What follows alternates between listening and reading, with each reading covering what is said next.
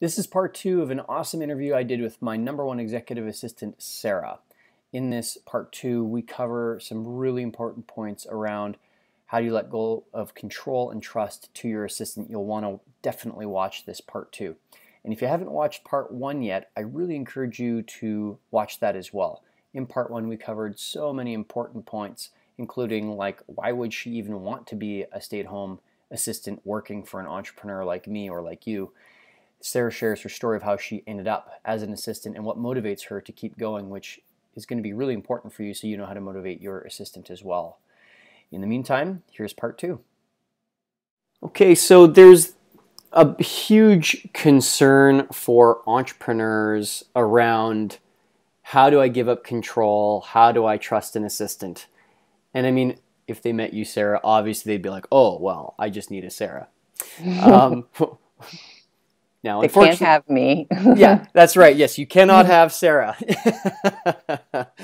And so I guess so, you know, absent having you personally come into their business, which in a sense they don't have the relationship with you or with whoever their assistant would be. So absent that wonderful relationship that hasn't had a chance to build up over time, and they don't, maybe it's their first assistant and maybe they're concerned about not being able to delegate effectively. Like, how does an entrepreneur learn to trust, learn to let go of control? And if you need to share with everybody the growth process you've seen me go through, be gentle.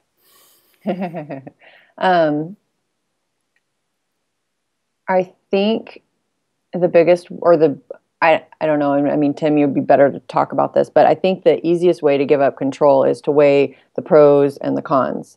Look at what you're holding yourself back from, like look at all of the $50 an hour and under tasks that you're doing and think, okay, if I can just relinquish a little bit of control, understand that if they make a mistake, it's not going to terminate my company, and you give up a little bit of control, you give them some of those tasks, it frees you up, and it's just a gradual process. And you just have to, it's just like anything else, you have to put your faith in it a little bit at a time. And the more that you give them control, the more that you develop the relationship, the more you're going to learn to trust them. And you definitely, I mean, you're going to have to like do that like mental conversation with yourself. Like, what's the worst that can happen if she screws this up?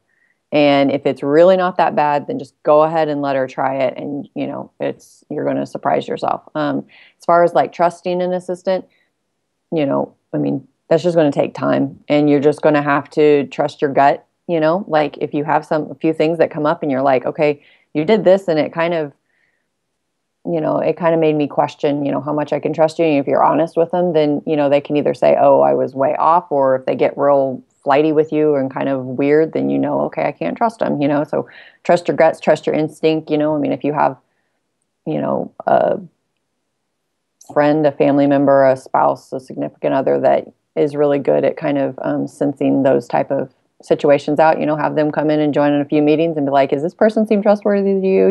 Just do what you have to do in order to get yourself to a place where you have you want to take a step to trust a person, because once you can kind of open up and start training them, then you're going to give yourself more freedom to do the bigger tasks in your job or in your business, so that you can move to the next level. Because if you continue to hold on to control, you're never going to keep moving up, because you can't keep moving if you're holding on. So right.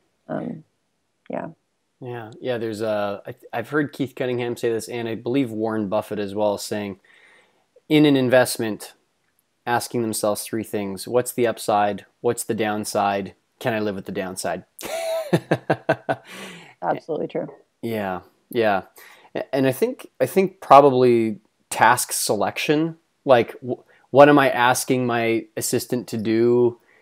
Start with small things that aren't going to break the company. Yep, exactly.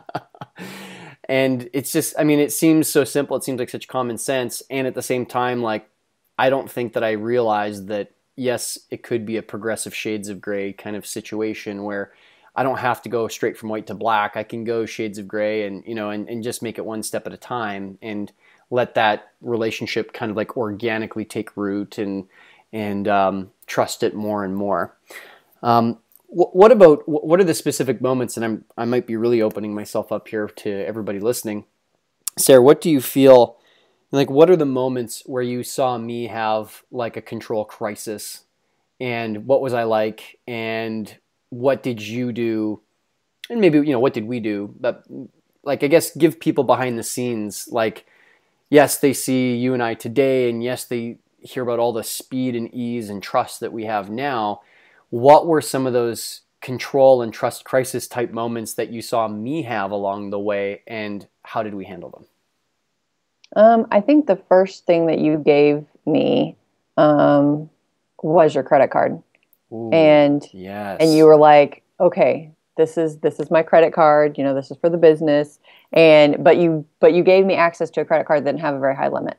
Right. And so you were, in a sense, you were like providing me with a little bit of trust, but then you're also providing yourself with some protection.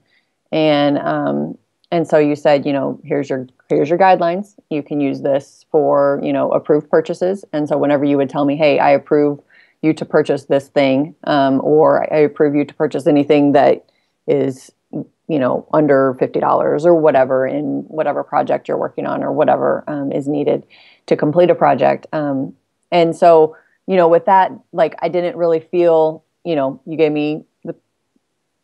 gave it to me, and whenever you gave me access to the credit card, you kind of had a talk with me about, okay, here we go. This is my credit card. Remember decision-making guidelines. If you break my trust, then you've got grounds. I've got grounds to fire you or whatever. And so we kind of had that little conversation. But then the biggest one that we had was when you gave me control of your email. Oh. I almost still shudder when I think of how I felt horrible. And not because of you, but because of like me and my just like iron grip on my email inbox. I'm getting chills up my spine thinking back to how I felt. So I'm sorry, continue. So your email inbox, and maybe some entrepreneurs have private email and work email, but Tim's are all combined. All of his email addresses flow and funnel into one email account. And no matter what email address he gets emailed on, it all comes into one. And so when he gave me access to his email account, it wasn't like he gave me like a portion of it. It was like I got his password for his email account. And we had conversations about, okay, I'm setting up filters, so all of my personal stuff gets filtered directly into my box. You are not to get into this one box, or you're done. Right. It was, and I just remember sitting on this side of the computer thinking, man, he is really stressed out about this, and it's not that big of a deal. Like, doesn't he trust me yet? Like, but I remember thinking, okay, this is very sensitive to him, and this is something that I need to still give him a sense of security with the email. And so I tried to do things to, now that I have, I can get into his email and I can see the emails, or like, like in the beginning, he had tried to set up filters for like all of his family members and like, friends, like personal friends, girlfriends, ex-girlfriends, whatever. He had tried to set up filters so that all of those went into his box directly, so I didn't see them. And there was a few that he missed. And so I remember in the beginning, I would start reading an email and I'm like, this kind of seems like a personal email.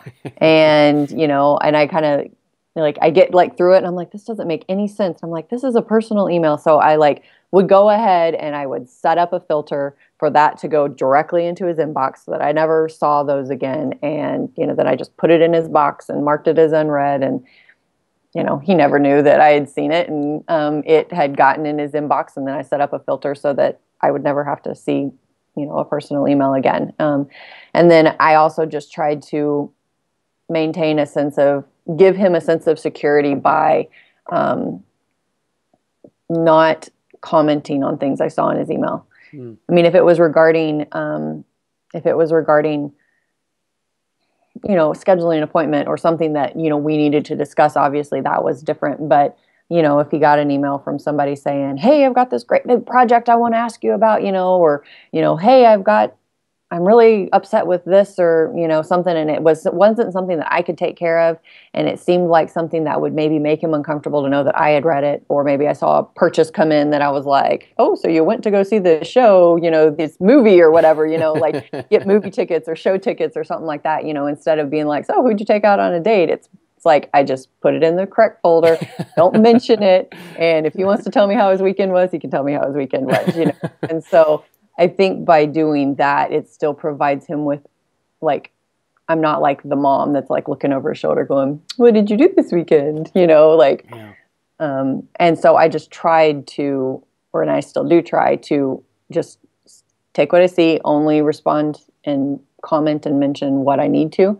And then everything else, just file it in the correct folder, do what I need to do with it. And then still, hopefully he feels like he has a little bit of privacy whenever it comes to his email inbox. Tim, in your inbox, there's show tickets on a few different consecutive nights. And when I look in your calendar, I see a few different girls' names. What's going on there, big guy? What's that? I've never said that. Yeah, Sarah has never said that. Yeah, and that definitely helped to build the trust for sure.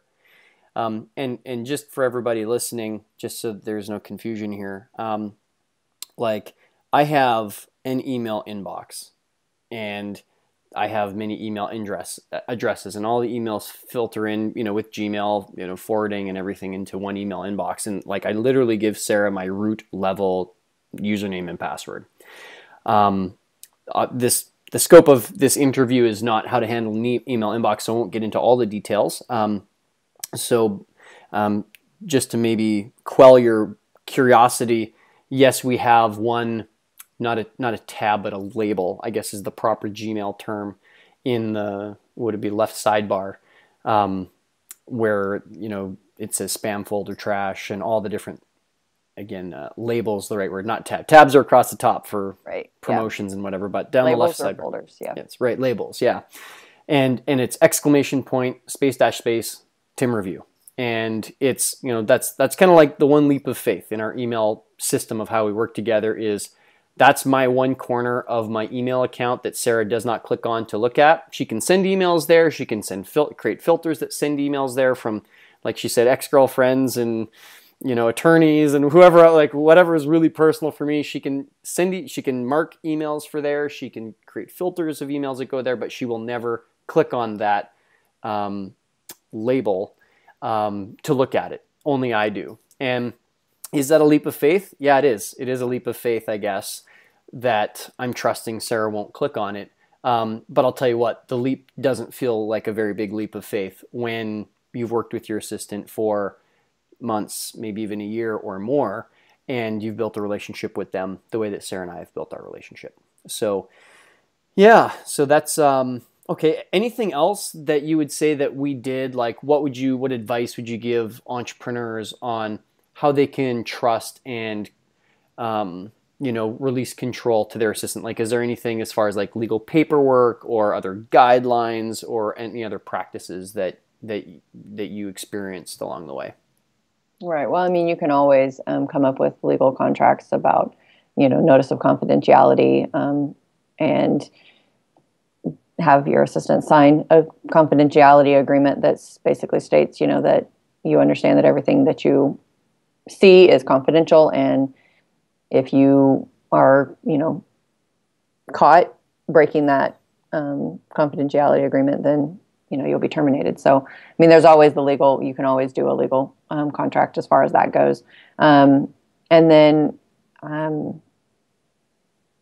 other than gaining trust, I mean, you didn't give me access to your email inbox until after we had actually met for the first time. So, and I'm interesting. And I'm not saying that everybody needs to, meet before you get, you feel like you can trust them, but, trust, like I said, trust your gut, trust your instinct, and, if you want to take legal steps to protect confidentiality, then, do that. And if you really have stuff that's like super, super sensitive, like, national security type sensitive that they absolutely cannot see because they're not classified enough to see it, then, just make sure that they don't have access to that email account, Yeah, I would say on my end also, I did run a state police security check on you. Probably with the third or fourth month in, when you were starting to handle things that actually had some sensitivity, like when you were uploading podcast episodes to Libsyn or something.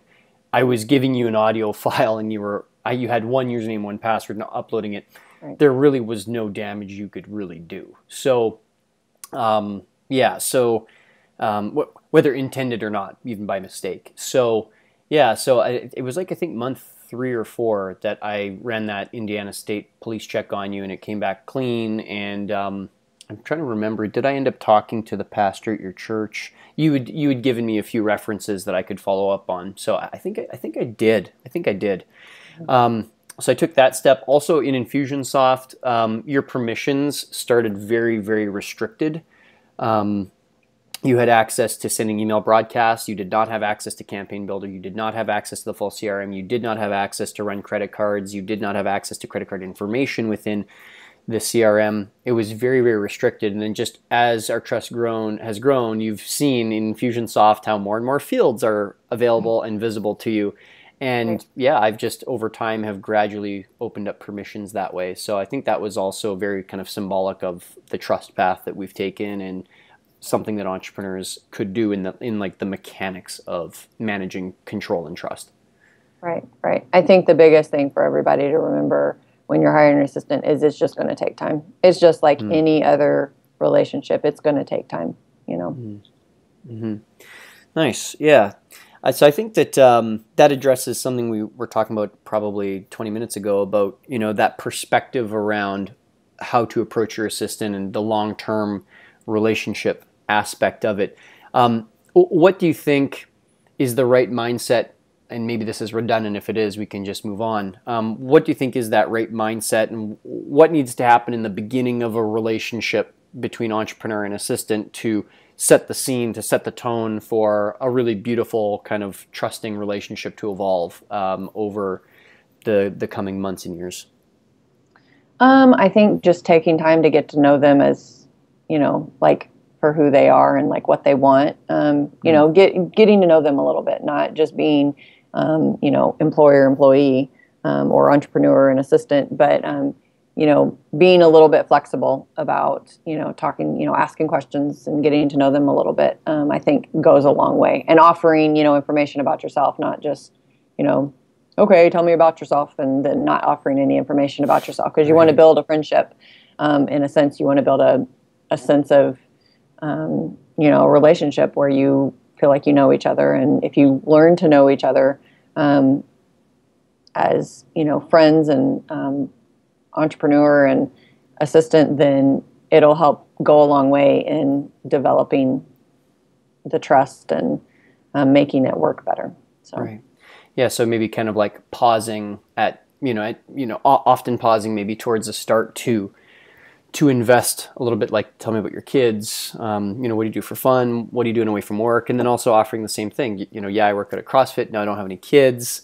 I'm a little terrified. Like, I don't know what it means to be a parent, and just kind of, being maybe just, is it as simple as just be a human being and treat your assistant as a real human being? Like, have a virtual coffee date and kind of, maybe date's not the right word, but meeting or something. Yeah. I don't think that it would be. Well, I think it would be extremely beneficial to just take a little bit of time to invest in the person that you're going. If your hope and your goal is to have your assistant long term, then it's any time that you invest in trying to get to know them now will, be very beneficial in the future. So. Right. Okay. Nice.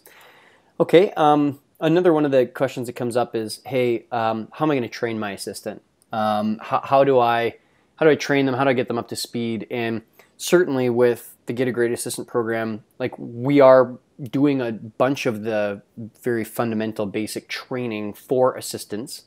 After some of that though, like, how does an entrepreneur train an assistant, especially if the entrepreneur themselves doesn't have all the skills in Infusionsoft or in WordPress or whatever the skill may be? So one thing that I remember us doing in the beginning was you would do one of two things. Either you would, because we would have meetings, at least once a week. And whenever I was learning how to do a new thing that I had no idea about, you would either take time to find a training video for me to watch, or you would do it yourself and do like a screen record so that you could say, this is how I'm doing it now, I want you to duplicate it. Right. Or we would get on Skype and you would share your screen and you would show me how to do it while you were doing it. And then some of like my early work was taking the videos that you did or the calls that we had, like the Skype calls that we had, and making a procedure from what you had shown me. Right. And so I think that's an easy way. Yes, it's going to take a little bit more time and you're not going to get your project done as fast. But if you can take a little extra time to say, to schedule a meeting with your assistant and say, can we do this together on Skype so that you can learn how to do it, or to just, hit screen record and record your screen while you're doing a task and kind of speak through instructions on how to do it, then they'll have a video to rewatch whenever they have questions on it. I think that's probably the easiest way to train an assistant if you don't really have a lot of time to train an assistant. It's going to take some time. I mean, you're going to have to train them if you want them to be successful. But maybe doing the task and speaking out instructions on a video while you're doing it might be the easiest, quickest way. Right.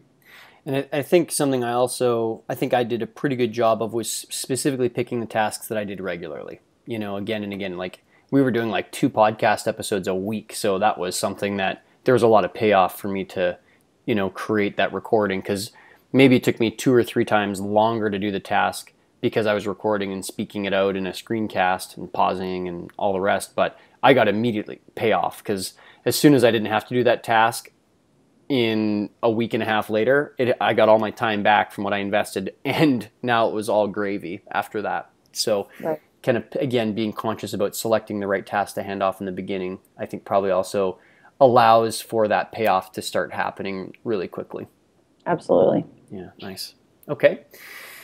So what would you say makes a good entrepreneur? This is kind of another question that's come up. What makes a good entrepreneur for an assistant like you to work with? Well, I think that especially if you're hiring somebody who's trying to be a stay-at-home mom, just to be understanding that they're a stay-at-home mom first. They're, be family-oriented. Understand that their main focus and their main goal is to be a stay-at-home mom, and that you are going to come a little bit lower in the priority, and being okay with that, like I said earlier that, it's easier for me to go outside and play with my kids on a nice day because I know that Tim understands that my family comes first.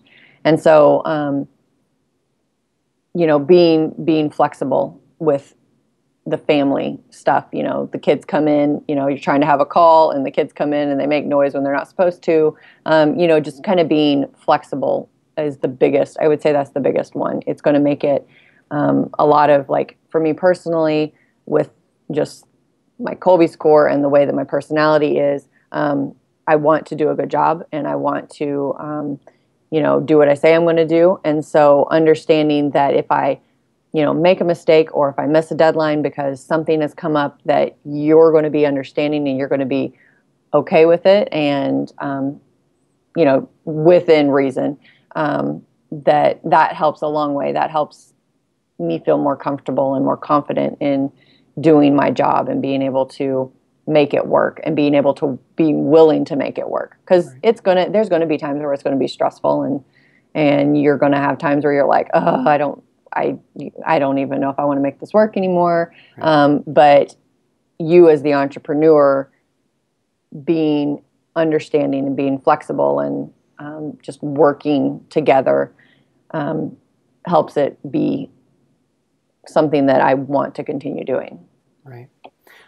I would say that complementary to that is the fact that in our weekly meetings, I think we do a pretty good job of saying what's coming down the pipe, and in doing so, we're able to be relatively clear around what is very time specific and what's more like whenever Sarah has time. So, if Blakely gets sick and you need to go to the hospital or something, you just have to go lay with her because she's feeling upset, that you can do that knowing that, well, hey, the task you're working on is flexible as long as it's done by tomorrow at 9 p.m. or something like that.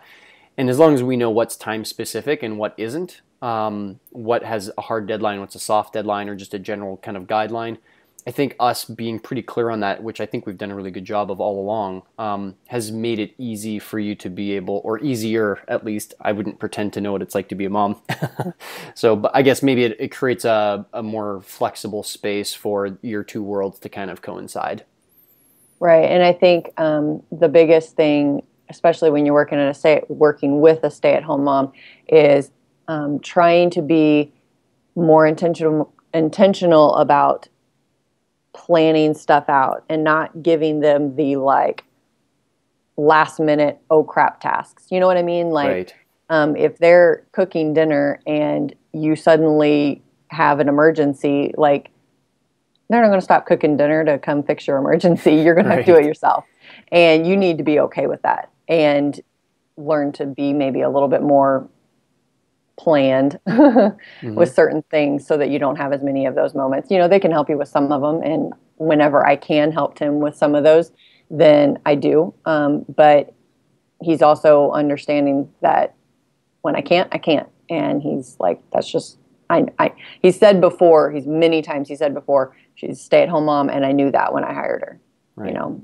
Right. I would say that I think because we've done a good job of kind of that forward forecasting of what's coming down the pipe this week and knowing what's time specific and what isn't. The few times that I have asked you for help, it seems like it's like I think particularly of the Mike Dillard situation just a few weeks ago when I was on my way to my sister's convocation and I got this text it wasn't even last minute. That was last second saying, dude, we're going live with the podcast episode. You ready? And I'm just like, what? I thought I had another 2 days to do this or whatever. And, he just had some stuff come up and he was doing his best with what he could. Likewise, I was too. And I called you up. Correct me if I'm wrong. I think because we've had so few emergency moments, it's probably made you more willing when an emergency moment does come to maybe put the cooking down for a few minutes to help me out or something like that? Oh, yeah. I mean, if you were constantly, saying, oh, I forgot about this. Oh, I forgot about this, then I would get really frustrated really quickly. Right.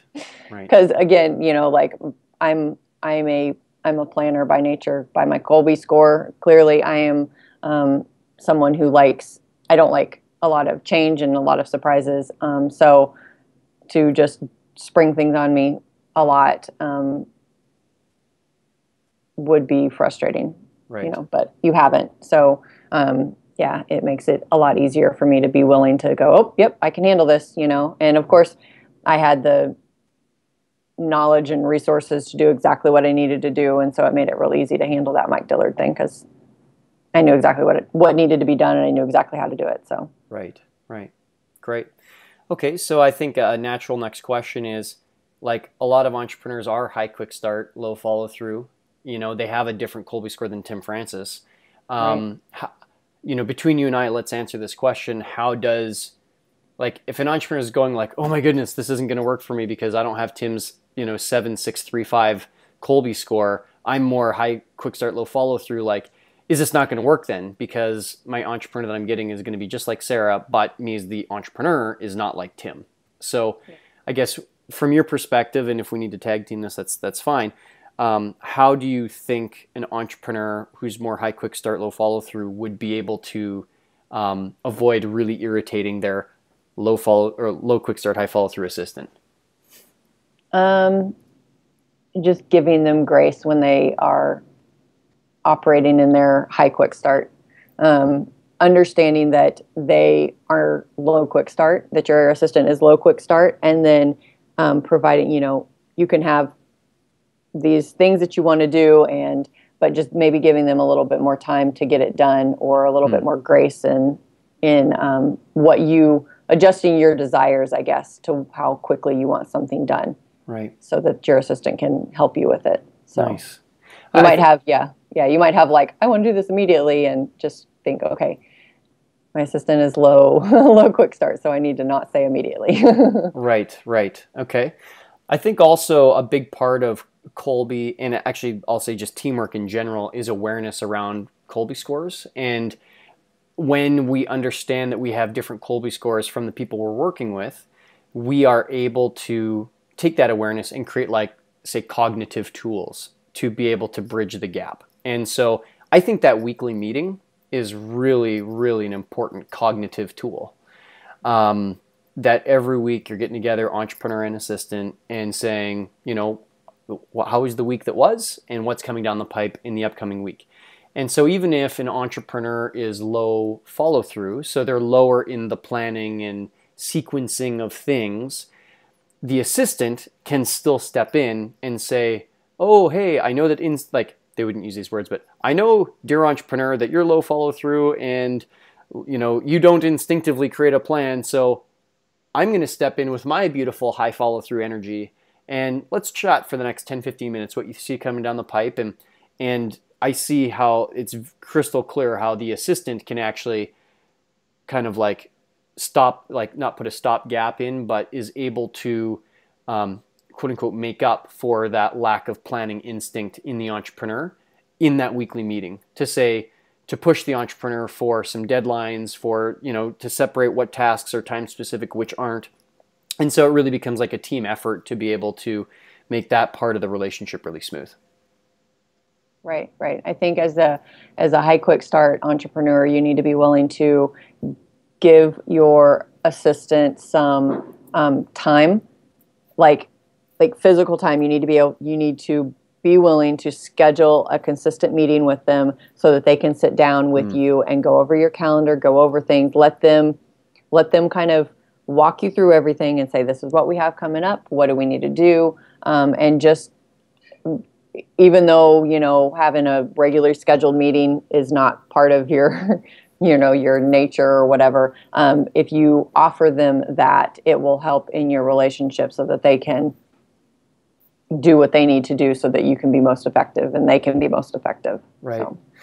I remember, even me as like a rare entrepreneur who's high follow through, low quick start, there was so much coming down the pipe, 2-3 months ago, kind of like October, November there, where I was like, I was in Utah, I was in Austin, I was in Vancouver, I was in Calgary, back home in Edmonton, and like just going, and you and I ended up missing our weekly meeting, I think 2 or 3 out of 4 weeks or something, and we really felt the stress of that.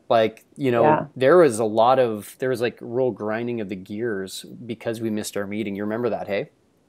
Yeah, there was just some, just we got out of sync. It's like we meet every week, and you kind of get in a rhythm, you get in a sync, and we got out of sync. We got completely out of sync, and we missed things. We just kind of miscommunicated, and to get back on sync, we actually did several mini meetings. Like we met, I think, maybe 3 mornings in a row, like for 15, 20 minutes. And we kind of caught back up and got reconnected. And because you had been so busy that like we hadn't even like texted, we hadn't our communication was like almost nothing. And so it was just kind of a real weird, like kind of out of sync time. And the connection of like being able to meet and talk like in person, not in person, but like physically talk together, just keeps everything kind of flowing more smoothly, instead of just assuming that everybody knows what they're supposed to do. So I remember, and maybe I decoded this message from you inaccurately.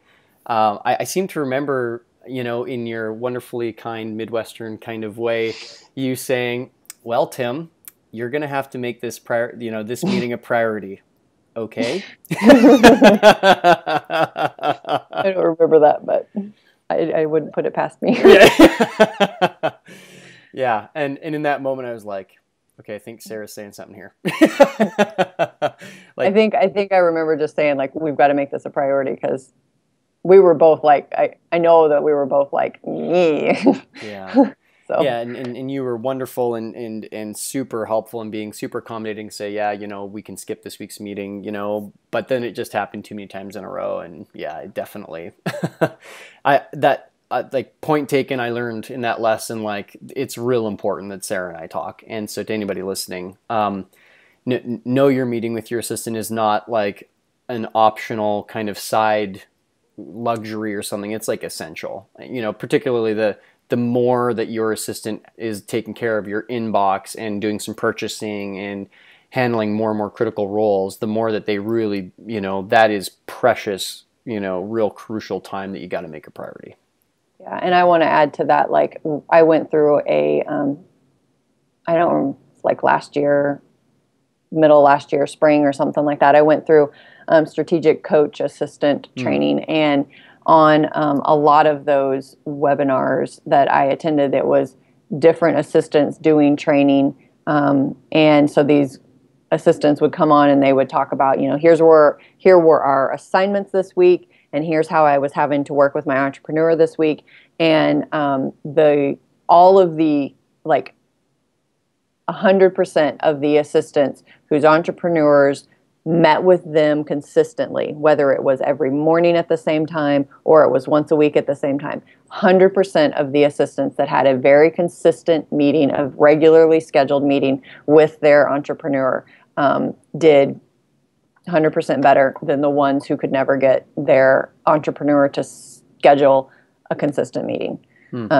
And it was the entire, I think it was like an 8 week course. And the entire time, the ones who could not get their entrepreneur to focus long enough to sit down for a regularly scheduled meeting they were constantly frustrated. Yeah, that there was like, even if it like, so getting their entrepreneur like 20 to 30 minutes a week or 60 minutes a week, like just made the world of difference is what you observed. A consistent meeting that the assistant knew was always going to be on the calendar. Right.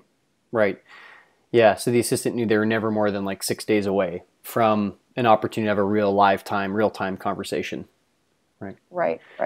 And I think that's one thing that we've developed over time was having a meeting that is, with the exception of a couple months ago, it's like a non-negotiable for the most part. Right.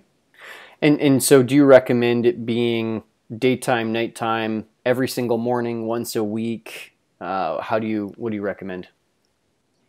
It's just going to depend on what you got going on and the schedules of both of the entrepreneurs. For me, meeting in the evenings is easier because my kids are asleep and my husband's typically home. And so if the kids wake up or something, then he can go take care of them. And I don't have to worry about interruptions for the most part, And Tim prefers his meetings during the day, but he made an exception so that we could have a consistent meeting time. And there's been times where we've had a ton going on, and I've said, I think we need to meet some more this week, or Tim said, hey, I think we need to have a few more meetings this week so that we stay on track. And so I've rearranged some of my schedule so that I can have meetings during the day, or give the kids a movie or an iPad for 20 minutes so that we can have a meeting that, where we cover just what we need to cover and keep the project moving forward and go from there. So. Very nice. Yeah. Yeah. And I would say one of the great things about you and I meeting at night, Monday nights or Tuesday nights, as the weeks have kind of dictated, is it's actually freed up daytime hours for me to deal with other business owners or businesses who need daytime hours. So, with the consulting that I do now at the rates that I charge, which are quite high, it's oftentimes, it's like no messing around. Like, noon to 5, Tuesdays, Thursdays are like precious $500 USD an hour time that, I need to be super engaged and focused, and to have that time free is real precious. So meeting at night has actually been a real nice advantage that I've enjoyed. which has been great. So, okay. So we've answered a lot of these questions here that people have submitted to us. Our Get a Great Assistant entrepreneurs have submitted to us around how do you move along the path for providing greater access to email accounts, higher spending levels. I think that comes back to trust that we're going to build over time. Privacy concerns. We've discussed that, including tools like permissions instead of Infusionsoft. We've talked about legal documents for privacy. That's another reason why I love working with North American moms, specifically Canada and US, is because the legal systems are somewhat like it all kind of works together in a sense. It's not trying to deal with an Indian assistant in like, overseas where the legal system is in a different language and a different system altogether. Are the unique decision-making guidelines regarding personal versus company responsibilities regarding your kids? Okay, so I think the question there is, in Tim's personal life, like parts that you handle, Sarah, like, for example, my cleaner, haircuts, like those are all more personal type items that you help with. Are there any unique decision-making guidelines? I mean, I'll answer that first. I don't really think it's all that much different. I mean, it's the same mechanics of the same calendar that you're using, and you've got access to the phone numbers and email addresses of the people that we hire for, dinner parties or whatever. So when you schedule dinner parties, I mean, it's all kind of the same mechanics. I really don't think there's anything much different. If I had kids and you were arranging childcare on my behalf or something, then I think I would just give you the appropriate decision-making guidelines. Just like I did with my dinner parties, and for my dinner parties, I had I created a map for you and, a video of where people could park, and you and I together, we worked out like, what are the questions we have to ask attendees at dinner parties? Like, do you have allergies or meal preferences like gluten-free or whatnot? So I think it's just about knowing the mechanics and repeating them, whether it's business or personal. I mean, do you have anything to add to that? The only thing I wonder is if maybe the question, because I'm looking at the question here too, is if there's any decision-making guidelines regarding your, as the entrepreneur's, expectation regarding maybe my kids.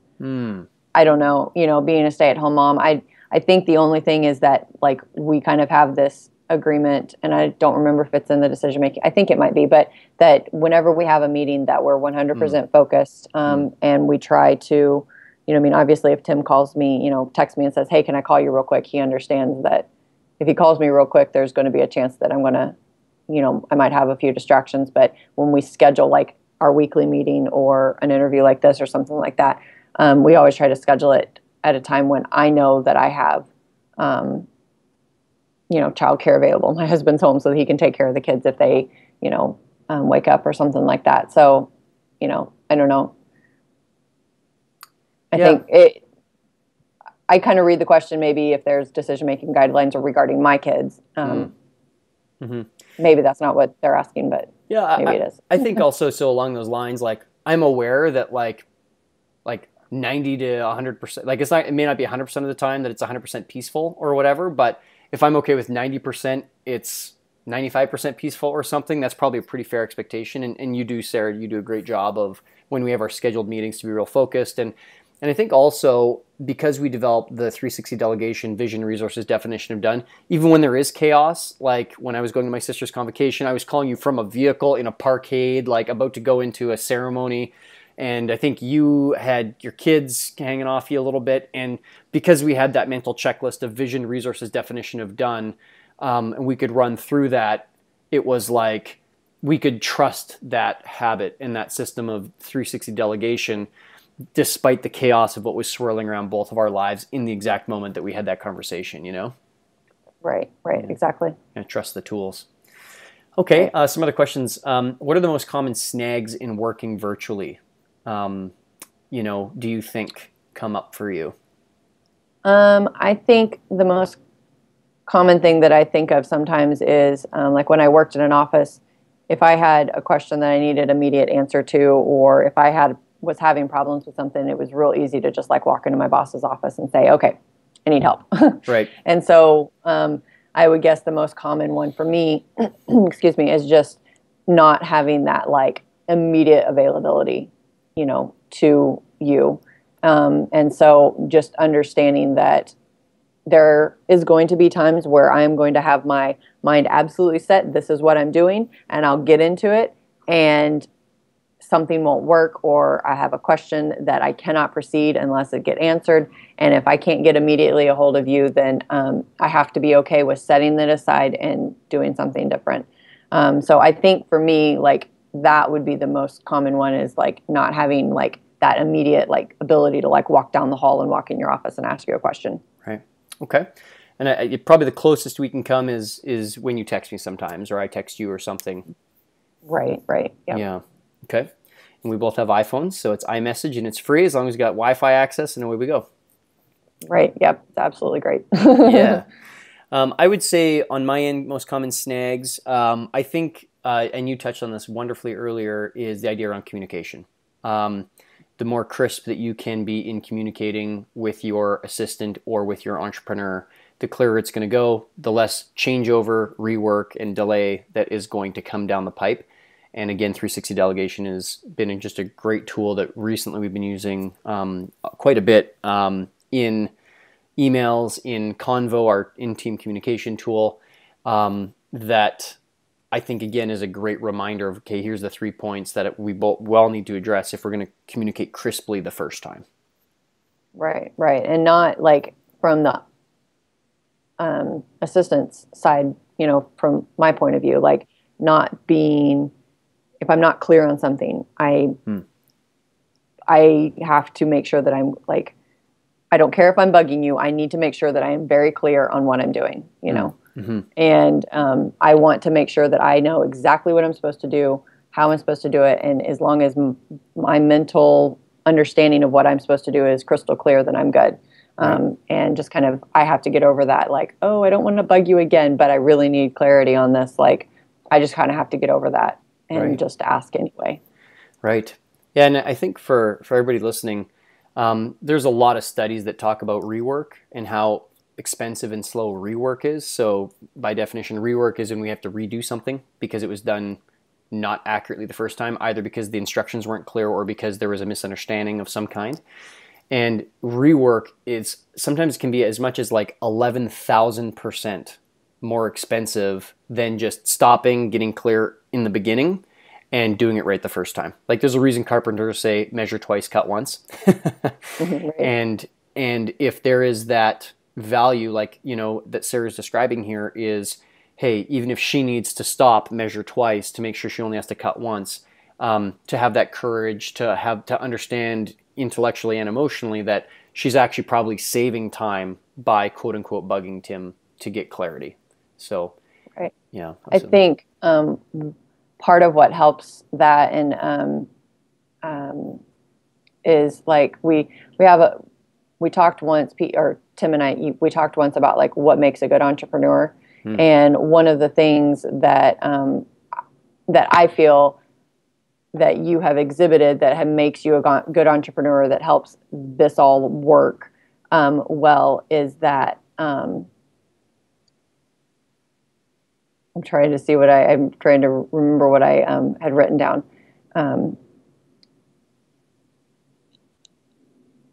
To see me as a teammate instead of just like a peon assistant.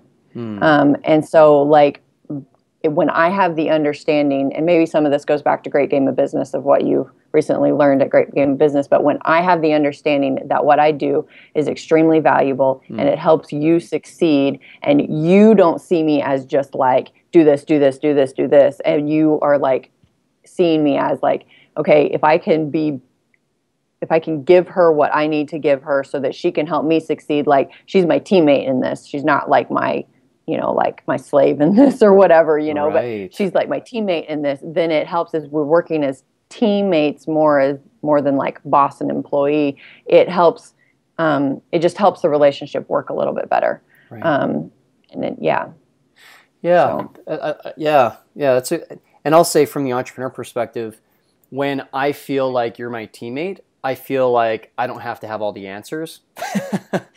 And also I feel like it's okay if I'm human and I make mistakes, and it's okay if I have this like almost irrational childlike fear around giving you something like my email inbox. Like, if we're all just people getting along and doing our best and bringing our best as best we can, doing our best with what we got, and we're all equals that way, like, it's pretty big. Entrepreneurs, especially if it's one of our first times having an assistant or first time having a staff member or something, like, we might think, hey, I don't have all the answers, or I don't have, like, it's going to take me forever to have to teach my assistant everything or manage them or lead them or whatever.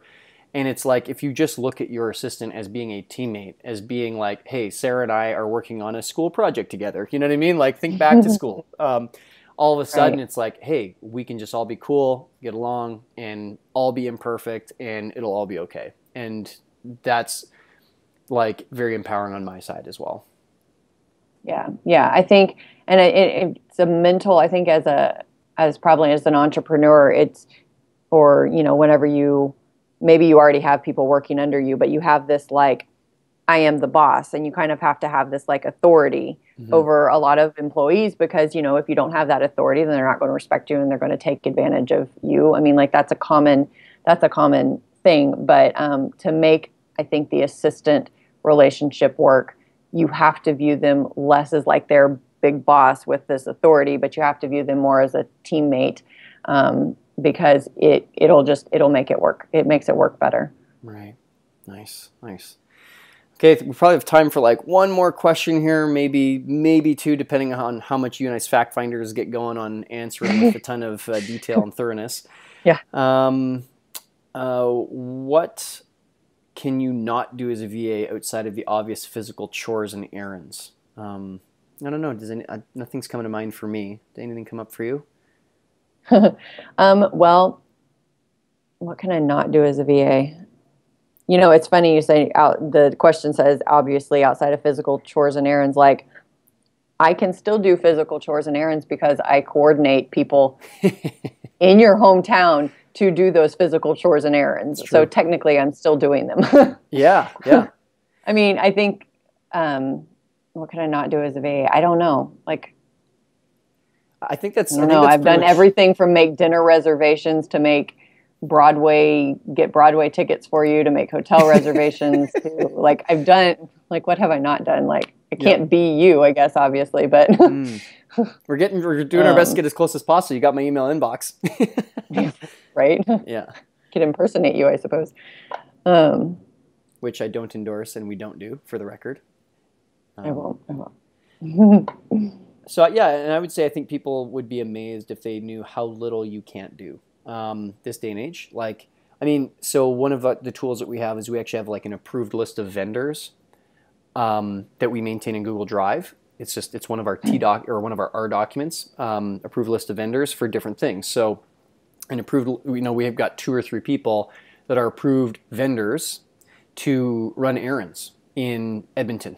And so Sarah's my, dedicated executive assistant. And when we need a trip to Staples or Office Depot to pick up things, or Walmart or something, because I'm putting on an event in Edmonton or something, Sarah actually coordinates that from Indiana, to pick from our list of approved vendors. And the approved vendors are actually just other moms that I've worked out with who just want to make a few bucks here and there, a few dollars for their wine money fund or whatever, that are just happy. They're stay-at-home moms too, and they don't necessarily want to be an executive assistant like Sarah, but they're happy to make a few bucks here and there. And so I was kind of like friends with them first, and they just kind of help for a few dollars from time to time. And so Sarah's able to coordinate that, and she doesn't, because we've got that approved list of vendors, she doesn't have to ask me every single time, hey, Tim, who's in Edmonton that could run these errands for us? Likewise, I've supplied to Sarah the list of, this is my first choice for getting my hair cut, this stylist at this salon, and then second choice is this stylist at this salon. And so Sarah can just rip through that. And, house cleaners, same thing. Like, so Sarah's like managing all these people that are even in my own hometown, taking care of things physically for me. And it almost feels like you might as well be in the same city as me, because you wouldn't be the one cleaning my house, cutting my hair, or running those errands probably anyways, right? Right. Yeah, I might go pick up copies, but like that's, I think, been the hardest. There's been a few times where we've been like putting together like one of our events, and we've had to put together binders and make a whole bunch of copies. And like my OCD-ness wants to just do it myself, but having to sit down and delegate it out to somebody else to, pick up stuff and start putting things together. Like it can be overwhelming in the beginning, but once I did it a few times, I'm like, okay, I know I can trust this person to do a good job. And so we figure out how to delegate it. So I was just thinking when you were talking about different things that I've done, like remembering the time that I ordered a whole bunch of tractors and had them shipped to you at the hotel. Yeah, little toy tractors, and had them shipped to you at a hotel when you were in Austin, Texas. Yeah, I mean, like that's something most you wouldn't consider a VA doing something, but he needed a little toy for a gift, and I got on a website and made sure that I could get it shipped before he left Austin, and so he could take it back to Edmonton with him, and then so we kind of worked all that out. And all of that craziness, and you just get creative and figure out how to do things virtually. So I'd say I can't think of anything I can't really do. Yeah. I'd say the two moments where I was like, wow, I really wish Sarah was in Edmonton was like right before I was speaking in Utah, and I had to put together a whole bunch of binders last minute. And it was like literally I was getting on the plane at like 5 in the morning the next morning, and I was like cramming to get, or right before the 80-20 retreat, that was another time where it was like there was just all this stuff swirling, and it was like I would have loved it if you were in Edmonton and you could just kind of like park yourself in my dining room and assemble things or whatever. And that's probably like the only 2 times. And I mean, even at that, like I probably shouldn't be in that situation in the first place if I've done a better job of looking ahead. And sometimes it just happens. So I'd say the other time is like I would have loved it if just like time, energy, money would have all aligned for you to be in Banff at the 80-20 retreat, at some of the events in the back of the room, just to like say hi to people so you could put faces to names and everything. And, maybe that can still happen sometime in the future. So, yeah. Okay. Well, second last question. How many other people do you VA for? No one. Zero. Good. Awesome. Last question is, what should we absolutely know that you haven't mentioned yet? So in all of our conversation today, so this is our last question.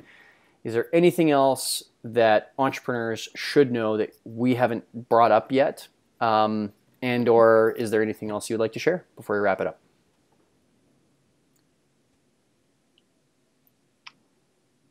I'll probably think of something tomorrow. Yeah, we're putting you on the spot, and you're a 3 and quick start. So being put on the spot is not like, right?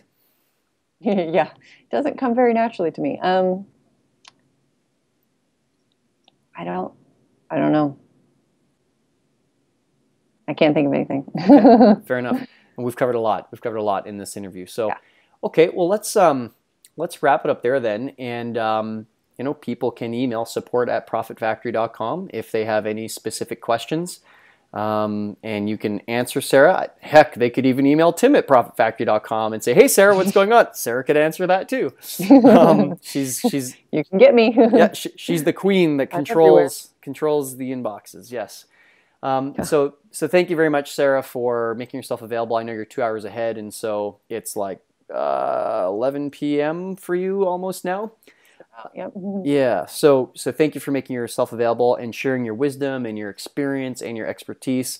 I think if we can help a couple more entrepreneurs and a couple more stay-at-home moms to have a beautiful assistant entrepreneur relationship through our interview and through our work today, there's, I think, a lot more people that will be able to achieve the goals and dreams that are whatever it is that's most important to them right now. So thank you for that. And thank you for, as usual, as I always say, your time, talents, and energies. You're absolutely welcome. Okay. Awesome. Talk to you later. All right. Bye. See ya.